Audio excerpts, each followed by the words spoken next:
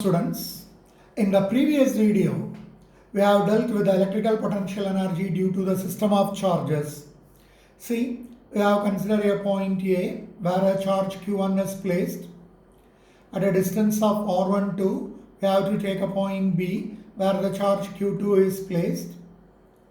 And we have considered a point C at a distance of R13 because here you are having the charge Q3.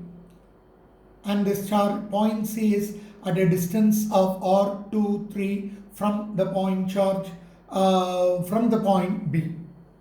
See, in order to calculate this, in order to calculate the total potential energy due to the system of charges, we have followed a procedure. And the final equation that you got is epsilon is equal to 1 divided by 4 pi epsilon 0 into Q1 into Q2 divided by R12 plus Q1 into Q3 divided by R13 plus Q2 into Q3 divided by R23. That was the equation that you finally got after applying that procedure. But there is a simple way by which we can able to get this equation, which can be used for solving the problems also if a system of 3 charges are being given. So what is that simplest way? First of all, you consider any 2 charges. First I am considering the charge between A and B. Then the potential energy between these 2 charges, I am writing it as epsilon 1. If I am calculating this potential energy between these 2 charges, I am taking it as epsilon 2. If I am considering between Q1 and Q3, the potential energy available is epsilon 3. See, we know that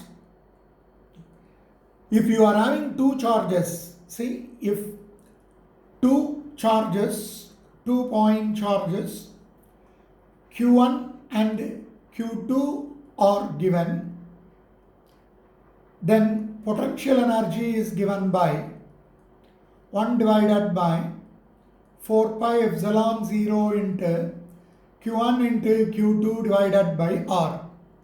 Let us use this formula for the 2 charges available here. If so, epsilon 1 is equal to between Q1 and Q2. So it is 1 divided by 4 pi epsilon 0 into Q1 into Q2 divided by R12.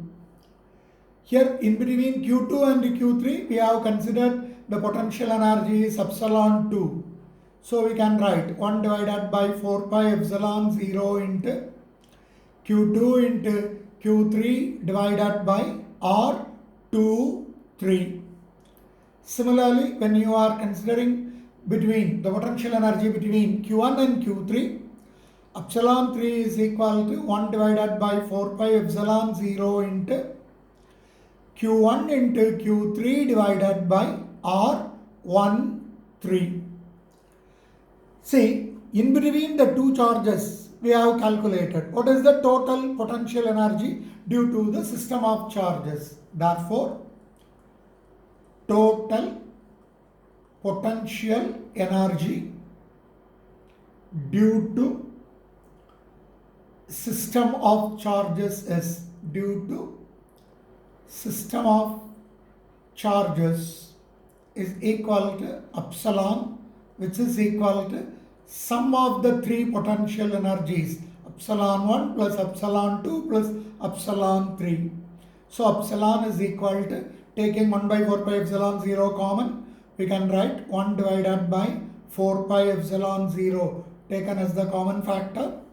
We can get this equation as Q1 into Q2 divided by R12 plus Q2 into Q3 divided by R23 plus Q1 into Q3 divided by R13. So you got the same formula. It's an easiest way by knowing this equation alone. So have it in your mind, but you can't write it in your examinations, but you can use it for solving the problems, because the regular procedure that it was being given in your book should be followed by you. It's a simpler method which can be easily understood as well as easily applied for solving the problems if a system of charges are being given. Thank you.